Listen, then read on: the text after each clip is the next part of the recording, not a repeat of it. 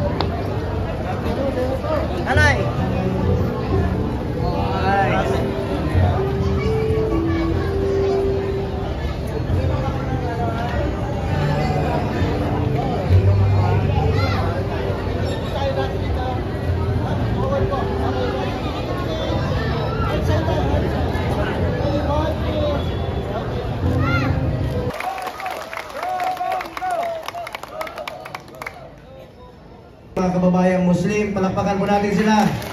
Ating mga kapatid na Kristyano, salamat po. Kanina may lumapit rin po sa akin, nagpapasalamat, tulong. Huwag ko kayo magpasalamat sa akin. Sa totoo lang po, ako ang dapat magpasalamat sa inyo. Dahil binigyan niyo po ako ng pagkakataon na makapagserbisyo po sa inyo. Maraming salamat po sa inyo lahat. Hindi ko po malilimutan yan ang inyong tiwala sa akin at hindi ko sasayangin yan. Patuloy po ako magsiservisyo sa inyo lahat sa abot ng aking mga kaya. Hindi po ako politiko na mangangako. Gagawin ko lang po ang aking trabaho para sa inyo. Kahit sa sulok kayo ng Pilipinas, umabot na nga ako ng Batanes, Apare hanggang Hulo. Lindol, Putok ng Bulkan, Sunog, parati ako rito. Ito, ang lugar nito siguro mahigit 5 beses na po akong pumunta rito. Mamigay ng tulong sa mga nasunugan dito po sa Maynila. At sa mga nasunugan, huwag ko kayo mawala ng pag-asa. Importante walang nasaktan, importante buhay tayo. Ang gamit na bibili, ang damit na lalabhan. Pero yung perang kikitain na hindi po nabibili ang buhay. A lost life is a lost life forever. Importante buhay tayo at magtulungan tayo. Ngayong araw na ito, nandito po ako para mamigay po ng tulong sa inyo sa abot ng aking makakaya at bukas ang aking opisina para sa inyo lahat. Huwag ko kayong mag-atubiling lumapit sa akin. Sa abot ng aking makakaya, magsiservisyo po ako sa inyo dahil mahal na mahal ko po kayo lahat. Gusto ko pasalamatan si Kagawan Edith Castillo. Kagawan, maraming salamat po. Ang ating engineer Wenso Reyes, OIC, NCR, NHA, NCR, Regional Manager. Palakpakan po natin. Yan, salamat na. Ang ating mga pulis, no? Police Lieutenant Colonel Alvin Christopher Baybayan, Shane Matthew Manlapas, Manila Department Social Worker, Representative, salamat po. Sa mga pulis, military, inuna namin ni dating Pangulong Duterte, doble sahod ninyo, bumbero, BGMP, Coast Guard rin po. At hindi magiging successful na labanan ng kriminalidad kung hindi dahil sa inyo. Palakpakan natin natin mga uniform personnel.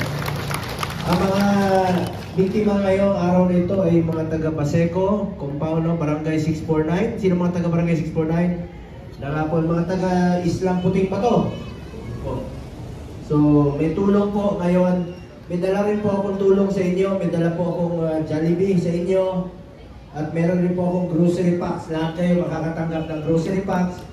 May dala rin po akong vitamina para sa inyo lahat ngayon. At may dala rin po akong t-shirt para sa inyo. At may dala rin po akong bola. Huwag kayong mag-agawan sa bola. Lahat kayo may bola, may bibigay po akong bola para sa inyo.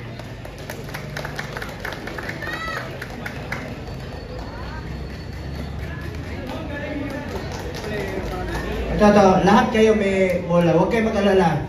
Huwag na kayong mag-agawan. Huwag na kayong mag-agawan kasi lahat nga kayo, lahat ng pamilya na nandirito ay meron kayo matatanggap na bola.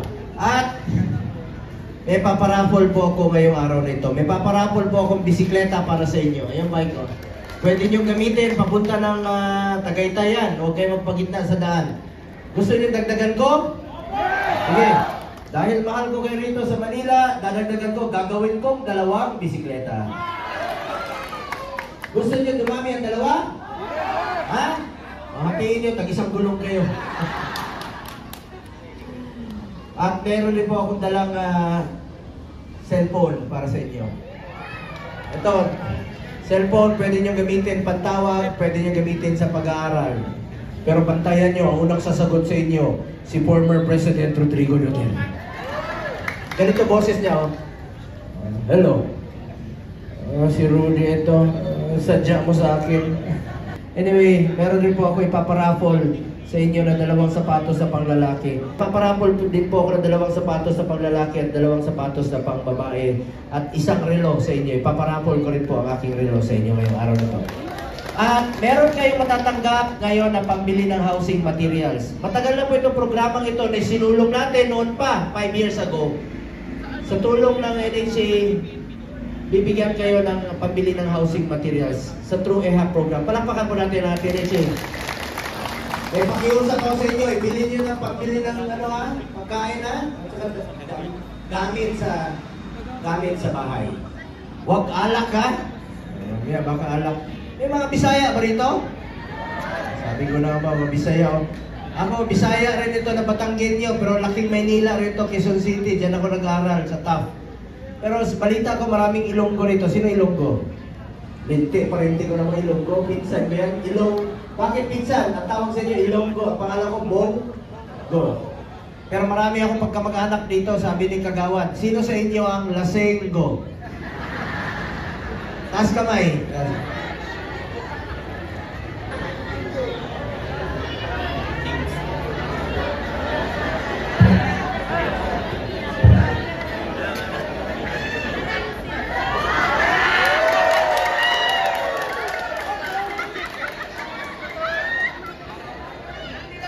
Yun na yan. Ayun na. Pati forma na 5. Mga kababayan ko, ako rin po ang chairman ng Committee on Health, Sports and Youth. Health, 3 prioridad ko. Malasakit Center, Super Health Center at Regional Specialty Center. Meron na tayong 166 na malasakit center sa buong Pilipinas at marami kayong malasakit center dito sa Maynila. PGH, Jose Reyes, Pabella, Tondo, di ba? May malasakit center kayo. Lapitan nyo lang po. Pangalawa, Super Health Center. Magkakaroon po ng 700 na Super Health Center sa buong Pilipinas. Pwede na kayo magpakonsulta dyan. Halimbawa, sa Tingloy, Batangas, Island, may Super Health Center na sila.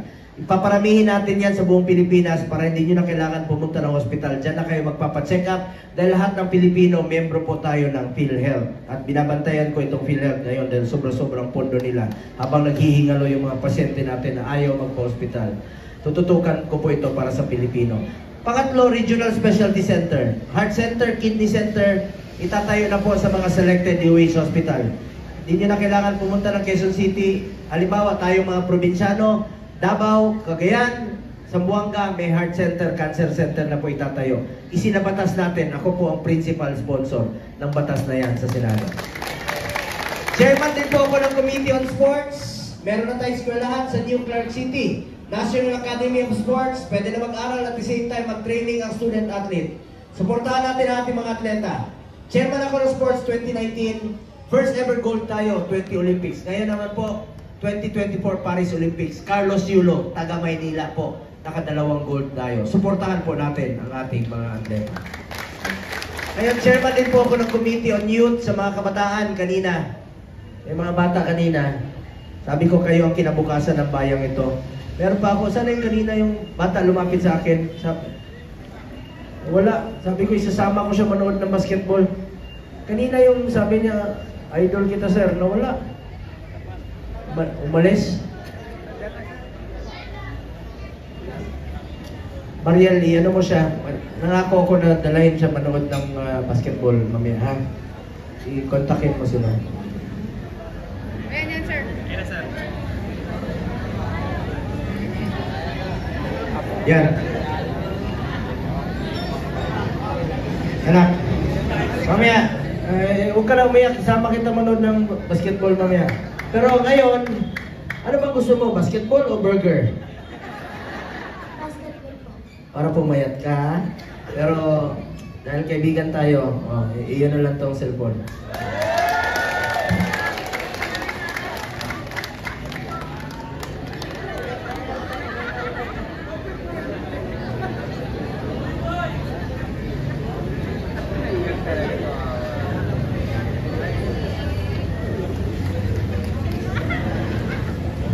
Manood kami ng basketball mamaya, sasama ko.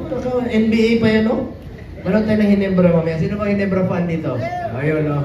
Sige po, kung sino gusto manood, yayayain ko rin kayo manood. Sama, ano?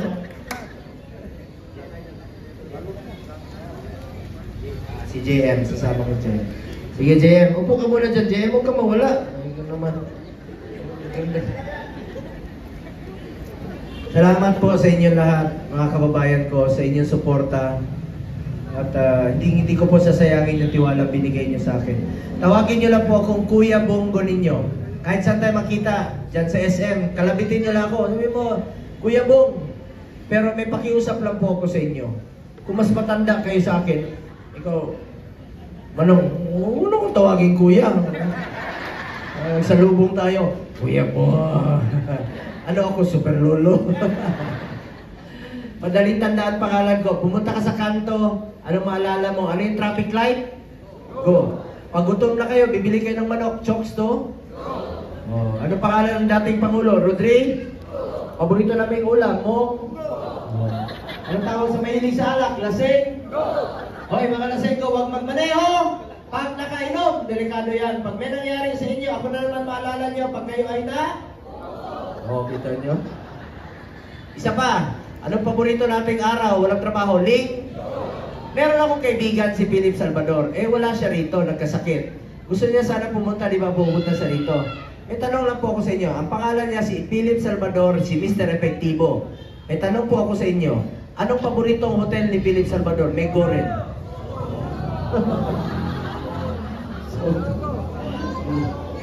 Salamat mga kababayan ko, meron na po akong sasabihin sa inyo lahat.